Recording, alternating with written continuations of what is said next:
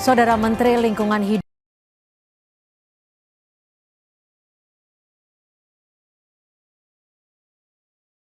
Hanif Faisal akan memanggil sejumlah perusahaan yang memperparah kondisi banjir dan longsor di Sumatera. Rencananya pemanggilan akan dilakukan pada Senin mendatang.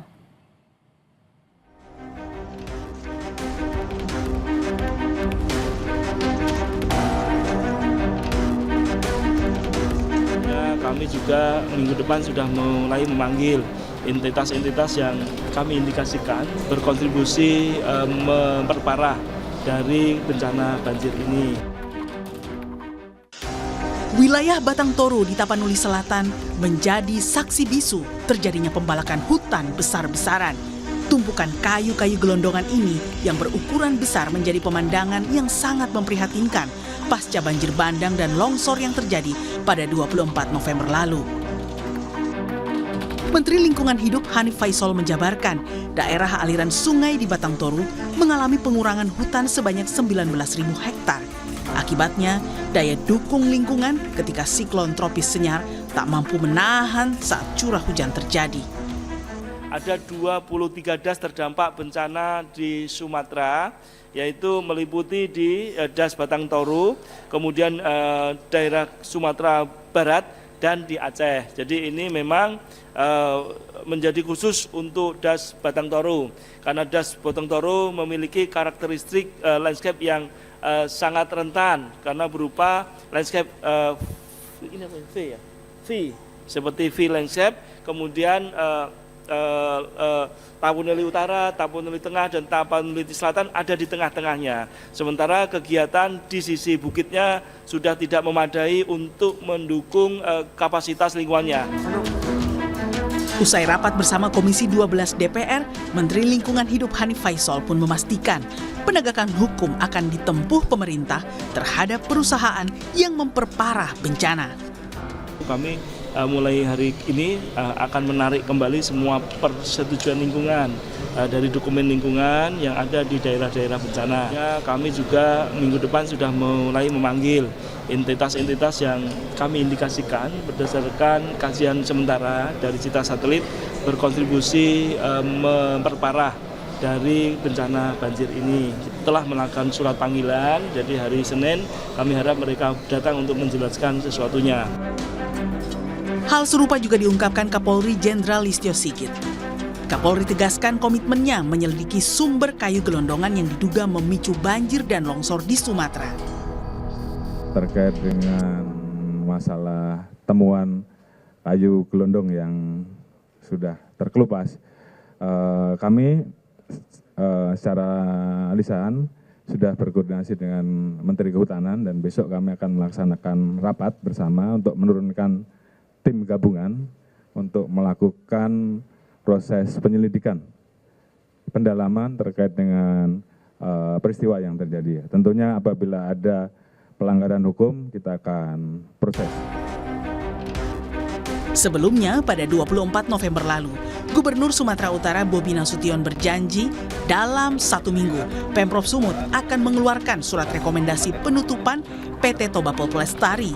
Tak hanya itu, PT TPL juga diimbau agar tidak beroperasi di area yang bersinggungan langsung dengan lahan masyarakat. Area-area yang bersinggungan dengan masyarakat, ya TPL jangan nanam dulu lah daripada terjadi konflik dan yang lainnya. Nah, hal-hal seperti ini nanti akan kita konklusikan sehingga menjadi satu rekomendasi yang baik dari pemerintah provinsi kepada pemerintah pusat. Pak, kapan target kita merekomendasikan itu? 1 minggu. Kami tadi sepakat 1 minggu ini kita akan waktunya nanti dipimpin Pak Sekda langsung. Langkah tegas pemerintah terhadap pihak yang merusak hutan hingga menyebabkan bencana dahsyat kemanusiaan dinanti publik. Penegakan hukum yang transparan menjadi harga mati demi menyelamatkan ekosistem di wilayah Aceh dan Sumatera. Tim Liputan Kompas TV.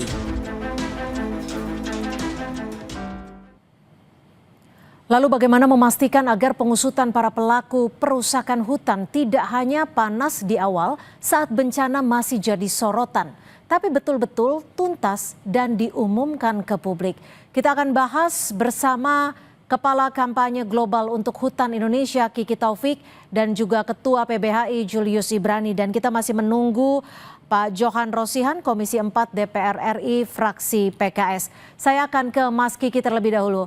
Mas Kiki, kalau dilihat saat ini Menteri LH, Kapolri, dan Menhub berjanji akan melakukan investigasi para pelaku di balik banjir bandang dan juga adanya kayu gelondongan. Apa setidaknya yang harus dilakukan sebagai bukti bahwa janji mereka ini serius dan diterapkan hingga tuntas?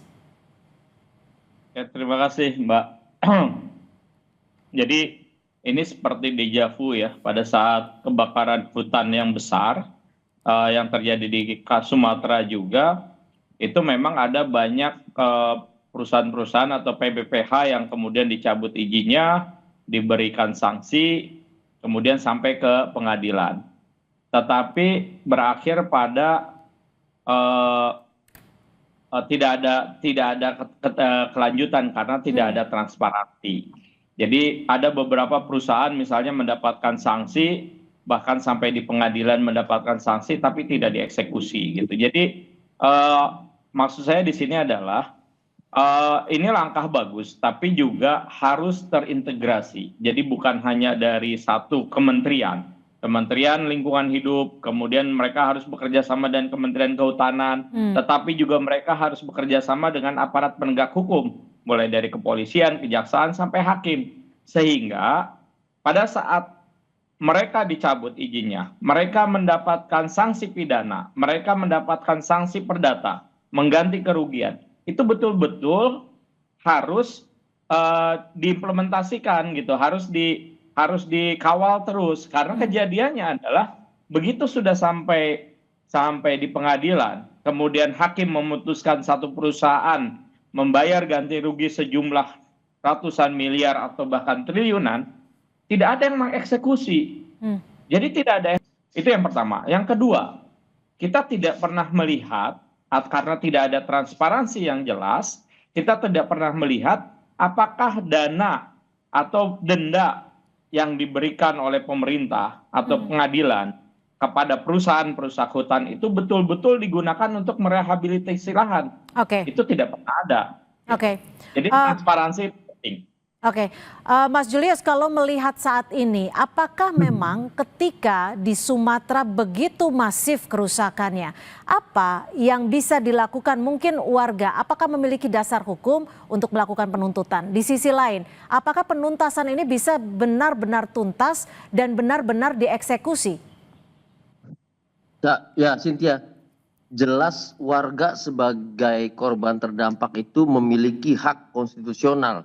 Bukan hanya menuntut pada ganti kerugian, kehilangan nyawa, kehilangan harta benda, gangguan akses kesehatan dan yang lainnya terhadap negara, tetapi terhadap pihak perusahaan swasta juga. Itu yang pertama. Karena biar bagaimanapun kalau kita lihat faktor utama penyebabnya adalah eksploitasi oleh swasta yang berlebihan, yang tidak sesuai dengan administrasi negara dan bahkan ada yang ilegal. Yang pertama, jadi bukan negara saja yang bertanggung jawab, swasta juga bertanggung jawab dan itu bisa dituntut pemenuhan hak. Yang kedua, saya pikir kalau sudah seperti ini maka dimensinya ini bukan hanya dimensi gugatan perdata biasa. Tahun 2023 PBHI sudah merumuskan dan merilis daftar nama kejahatan ekosida. Jadi tindak-tindak pidana yang sistemik dan terstruktur yang merusak lingkungan dan melanggar hak asasi manusia multidimensional seperti yang terjadi saat ini di Aceh, Sumatera Barat dan juga Sumatera Utara. Artinya ruang-ruang pemeriksaan evaluasi administrasi, ruang-ruang perizinan itu hanya level kulitnya saja. Negara harus mengusut tuntas kejahatan ekosida ini sampai pada siapa pemiliknya, siapa penerima manfaatnya, siapa pejabat-pejabat negara yang memberikan izin yang kita tahu banyak ilegalnya, maka di situ ada tindak pidana korupsi, ada TPPU-nya di situ, jangan-jangan ada kebijakan yang sengaja diubah di situ. Dengan demikian kalau secara holistik diusut, maka untuk mengembalikan kepada ekosistem awal kita masih punya modal yang cukup besar. Jadi kalau hanya cuma level gugatan perdata biasa saja, evaluasi perizinan biasa saja, yang dijelaskan oleh Bung Kiki itu terulang lagi. Kebakaran di tahun 2014, 2015 sampai sekarang gitu. Jadi tidak akan ada akhirnya jika hanya penuntasnya di permukaan saja. Saya ke Bang Johan Rosihan yang sudah bergabung dari Komisi 4 DPR RI, fraksi PKS. Bang Johan, kalau dilihat saat ini situasinya begitu memprihatinkan di sana. Dan kalau Bang Julius sudah mengatakan bahwa ini ada pelanggaran hak asasi manusia di sini. Saat Anda bertemu dengan Menteri Kehutanan Raja Juli tadi, apa saja yang didesak oleh Komisi 4 DPR? Tadi Komisi 4 ya, kayaknya seragam dari semua praksi dan dari Ibu Ketua sampai semua anggota itu seragam. Pertama, meminta agar Pak Menteri tidak lagi membuka atau memberikan izin atas kegiatan-kegiatan perusakan hutan di dalam hutan. Yang kedua, yang ada ini yang sudah menerima izin juga dievaluasi dan diaudit gitu. Karena tidak mesti walaupun berizin itu kemudian tidak melakukan perusakan, bisa juga lebih kuota, bisa mengakibatkan kegiatan-kegiatan lain. Saat ini sedang penyusunan kesimpulan ya, karena ini sudah yang rapat ini sejak jam 1 sampai masih berlangsung. Dan keterangan dari Pak Menteri tadi itu memang menyatakan bahwa selama saya menjabat 1 tahun ini belum ada satupun izin yang saya berikan di daerah terdampak sekarang. Nah, muncul pertanyaan dari kita, lantas siapa yang menandatangani izin-izin yang banyak yang merusak hutan hari ini? Nah, kami mendesak agar Pak Menteri Juli Antoni ini berani membuka kepada Komisi 4. Zaman Menteri Siti Nurbaya berapa yang ditandatangani, zaman Zulkifli Hasan berapa yang ditangani, tarik semua gitu, biar dibuka kepada publik, biar kita tahu siapa sebenarnya yang sudah memberikan izin sehingga dampak yang dirasakan oleh rakyat kita di 3 provinsi itu seperti saat ini, begitu Mbak. Apakah artinya Komisi 4 tadi juga meminta bukti-bukti, data-data bahwa memang betul dari Kementerian Kehutanan yang saat ini dijabat oleh Raja Juli benar-benar tidak memberikan izin di daerah terdampak? Kami meminta semuanya dari awal, kami meminta itu, kami mendesak buka semua buka semua tentang perizinan, tentang dampak lingkungan segala macam. Sayangnya ya, datanya lengkap tetapi tidak berani secara eksplisit mengatakan bahwa ini loh penyebab utama dari banjir itu. Data forestasinya lengkap, data penutup kerusakan di das hulunya lengkap, data penutupan hutannya lengkap, semua data-data itu lengkap. Tapi sayangnya, saya mengkritik tadi itu, sayangnya dari semua data yang lengkap itu tidak berani mengambil satu simpulan. Tapi disebutkan tidak nama perusahaan saat rapat tadi? Tidak menyebutkan nama perusahaan, dan Pak Menteri menyampaikan akan memberikan secara tertulis kepada Komisi 4. Artinya datanya tidak lengkap menurut Anda? Ya, untuk kita menganalisis ini menurut saya lengkap ya. Sayangnya kementerian tidak berani menyimpulkan. Mas Kiki, kalau dilihat dari apa yang dijelaskan tadi oleh Bang Johan, sebenarnya kalau dilihat kerusakan yang begitu masif di bencana Sumatera, dari sisi kerusakan alam sebenarnya apakah hanya murni kerusakan alam atau faktor keulah manusia lebih besar porsinya? Iya. Ini udah jelas sebenarnya Mbak Cynthia, udah beberapa kali teman-teman sampaikan, bahkan juga masyarakat yang ada di lokasi menyampaikan jelas bahwa bencana yang begitu dahsyat ini bukan hanya semata-mata disebabkan karena cuaca ekstrim, tetapi lebih kepada karena perubahan tutupan hutan yang sudah pasti bahwa adanya deforestasi yang masif. Dan kemudian baik itu dilakukan oleh industri kelapa sawit, oleh industri tambang, ataupun bahkan industri pulp and paper, itu nyata terjadi. Nah sebenarnya tidak terlalu sulit untuk Kementerian Kehutanan atau Kementerian SDM untuk memberikan data, karena mereka itu adalah kementerian yang memberikan izin. Jadi mereka juga melekat pada mereka juga pada saat mereka memberikan izin, mereka juga punya kewajiban untuk memonitoring gitu. Nah pertanyaannya adalah, jadi menurut Anda cukup anehkah ketika datanya tidak disebut secara gamblang, tidak disebut secara clear saat rapat terjadi, saat rapat tadi? Cukup aneh karena sebenarnya kan udah gampang kita bisa lihat ya. Kalau dari sisi bahkan publik bisa dengan mudah mengakses citra satelit. Kelihatan mana wilayah yang terbuka. Ya. Dengan teknologi saat ini tinggal di-overlaykan dengan data konsesi, batas konsesi bisa langsung kelihatan siapa yang harus bertanggung jawab. Kan itu yang ditunggu sama publik. Ini yang jadi faktor tadi saya sampaikan ya, transparansi itu penting. Nah sampai saat ini itu yang tidak pernah ada.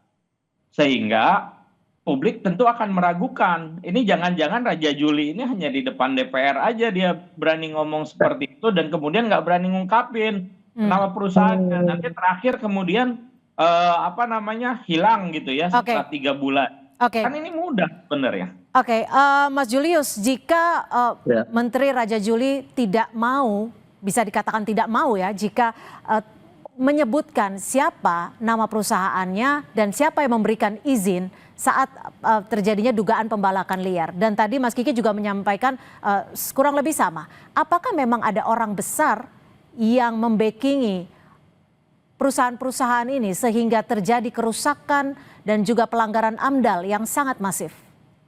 Makanya tadi Cynthia saya katakan, kalau cuma pakai mekanisme evaluasi administrasi nggak selesai ini barang. Harus diperiksa itu perusahaan punya siapa, penerima manfaatnya siapa. Nanti kita bisa tahu dia ini nyumbang nggak pada saat pemilihan presiden nanti. Dia ini adalah orang-orang yang di belakang menteri-menteri yang bertanggung jawab atau enggak. Yang patungan di situ atau enggak. Makanya untuk Bang Johan juga Bang, izin sampaikan kepada teman-teman Dewan di Komisi 4.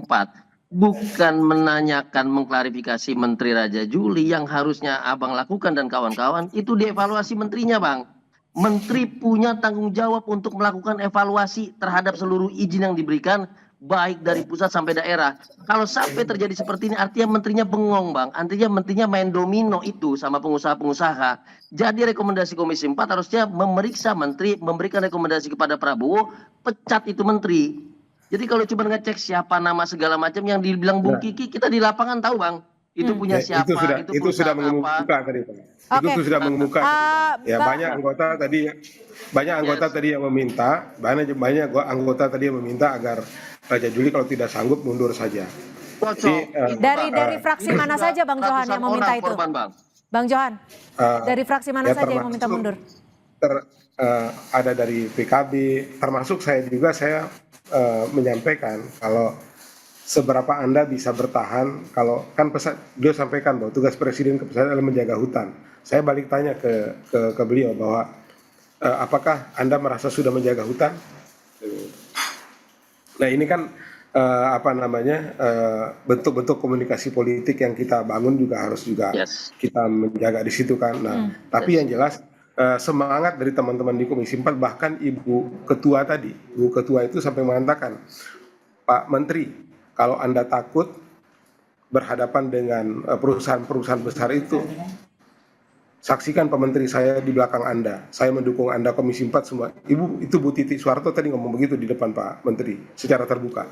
Nah saya pikir semangat seperti itu juga sudah ada di kami Bang, dan insya Allah tentu rapat ini juga merupakan rapat darurat, tidak ada di dalam agenda sebelumnya. Ini bentuk perhatian kita agar persoalan yang terjadi di Sumatera Barat itu bisa kita awasi bersama-sama. Insya Allah kita akan coba awal dengan baik. Bang Johan, artinya kan ini tidak hanya sekedar evaluasi, tidak hanya sekedar pengawasan, tapi bagaimana mengawal kasus ini sampai tuntas dan membersihkan siapapun yang bertanggung jawab di balik perusakan hutan. Kita masih akan membahasnya usai jeda. Tetap bersama kami di Kompas Petang.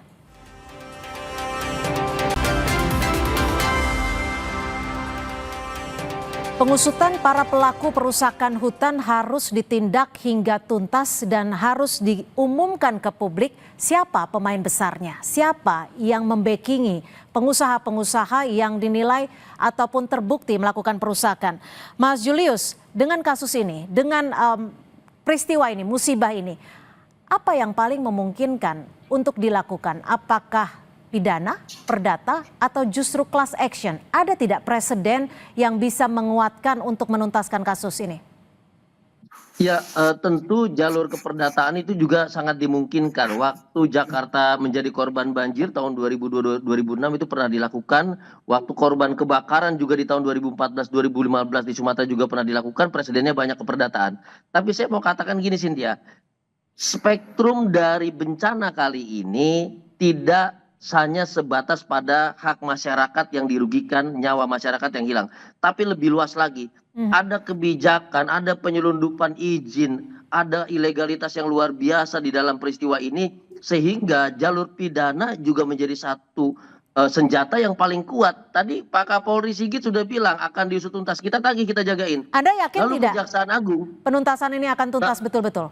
saya yakin Prabowo membentuk Perpres nomor 5 tahun 2025 tentang Satgas PKH yang betul-betul menghilangkan perpanjangan proses adjudikasi lalu dihajar sama kejaksaan dan bersama-sama dengan Kapolri dan yang lain. Ini contoh yang bagus yang bisa digunakan untuk kasus seperti ini.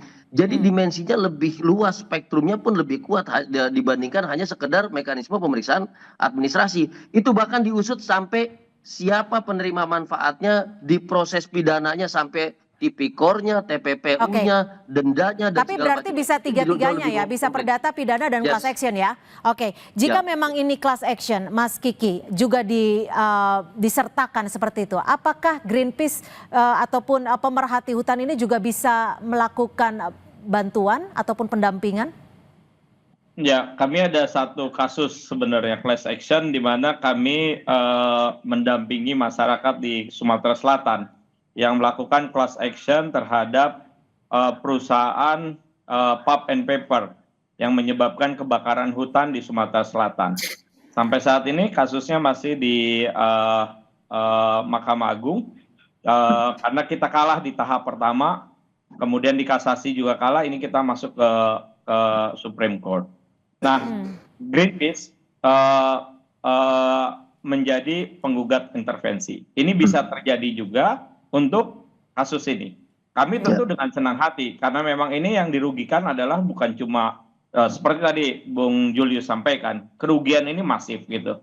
Bahkan kawan-kawan LSM, terutama kawan-kawan LSM yang ada di sana, itu bisa juga ikut mengajukan sebagai penggugat Desakan intervensi. mundur Menteri Kehutanan Raja Juli Antoni, menurut Anda bisa ikut untuk membuka kasus ini? Mengawali? Ya, sekarang gini, sebelum masuk ke sana, saya pikir yang paling penting adalah memastikan dulu apakah Kementerian Kehutanan yang bersangkutan ini melakukan monitoring yang intensif atau enggak. Saat ini yang paling dilewatkan oleh pemerintah kita atau para politisi kita adalah pencegahan. Kita harus mulai dari situ. 8 hari sebelum kejadian, BMKG sudah memberikan peringatan. Tidak ada satupun Pemda maupun pemerintah pusat melakukan satu pencegahan, bahkan melakukan peringatan dini. Tidak ada satupun. Kenapa? Karena saat ini politisi di Indonesia lebih suka bekerja untuk hal-hal yang sifatnya populis dibanding pencegahan. Pencegahan itu tidak pernah ada media, tidak pernah ada foto, video. Nah, itu yang jadi masalah. Nah, sekarang kita udah dapat gambaran bahwa tropis ini kita dalam kondisi krisis iklim. Siklon ini kemungkinan akan juga bergeser ke arah timur, ke arah Jawa dan lain sebagainya. Artinya banyak sebenarnya catatan yang bisa dilakukan dan memang betapa sulitnya untuk mengusut dan juga mengungkap ketika ada kerusakan alam di sana. Kalau dari Komisi 4 sendiri Bang Johan, apa data yang sudah diterima terkait dengan kerusakan hutan, mafia-mafia yang berada di balik pembalakan liar ini, khususnya di Pulau Sumatera?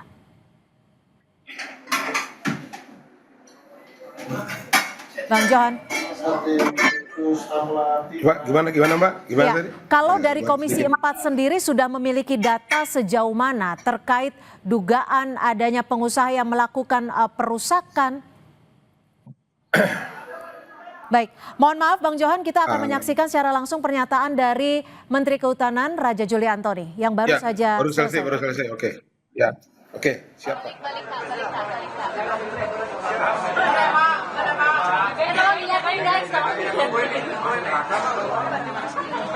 Ya, baru saja Menteri Kehutanan Raja Juli Antoni selesai mengikuti rapat dengan Komisi 4 DPR RI. Saya langsung ke Bang Johan. Bang Johan, Anda menerima report ataupun laporan apa nih hasil terakhir dari rapat dengan Menteri Kehutanan? Saya tadi tidak mengikuti kesimpulan karena lagi kita lagi wawancara ini. Oke. Tadi pas saya keluar, saya tidak mengikuti kesimpulannya. Jadi mohon maaf saya tidak bisa mengarang-arang kesimpulan. Terima kasih Baik. Mbak. Tapi kalau dari desakan, tuntutan dari Komisi 4 terhadap Menteri Kehutanan Raja Juli Antoni seperti apa dari yang Anda pahami? Ya, kita meminta evaluasi menyeluruh dari semua data-data itu, ya terutama kita ingin menghentikan semuanya. Bahkan Ibu Ketua tadi mengatakan tidak mau moratorium, tetapi menghentikan secara menyeluruh gitu. Izin itu. Yang kedua, mengevaluasi yang ada ini seperti yang saya sampaikan tadi. Nah, jadi suasana apa yang disampaikan oleh teman-teman baik dari Greenpeace maupun dari pegiat lingkungan yang lain tadi itu sudah masuk suasana itu ke dalam Komisi 4 dan saya pikir kesimpulan-kesimpulan yang diambil bahkan tadi ada yang mengajukan pansus, panja. Oke. Saya tidak mengikuti kegiatan sampai akhir. Tapi Anda sepakat untuk mengajukan tuntutan baik secara perdata, pidana maupun class action? Ya, kalau itu yang dilakukan oleh teman-teman pegiat lingkungan atau masyarakat, ya kami tentu akan mendukung sepanjang itu terwadahi oleh peraturan perundang-undangan yang ada. Ya, kalau kami sih oke-oke saja. Baik, Ya, kita nantikan. saya pikir tambahannya penting begini Bang Johan. Bang Johan, tambahannya penting. Sebagai DPR RI, Komisi 4 bisa merekomendasikan kepada Pak Prabowo ini menteri-menteri yang terkait dengan bencana ini pada inkompeten semua. Harus dievaluasi bahkan diusulkan reshuffle. Kalau tidak, masyarakat yang jadi korban lagi Bang. Ini penting disampaikan secara tegas oleh Komisi 4 gitu. Ya. Kalau kami tadi bukan hanya Menteri Juli gitu, tapi tarik sampai ke belakang. Oke. Ya, sampai dari ke belakang dari Pak Zulkifli. Baik, segala kami sudah macam. tangkap. Terima kasih Pak. Menteri yang lain Bang, cocok ini. Ya, kita akan kawal, Terima kasih Ketua PBHI Julius Ibrani, Bang Johan Rosihan dari Komisi 4 dan juga Mas Kiki Taufik dari Kepala Kampanye Global untuk Hutan Indonesia.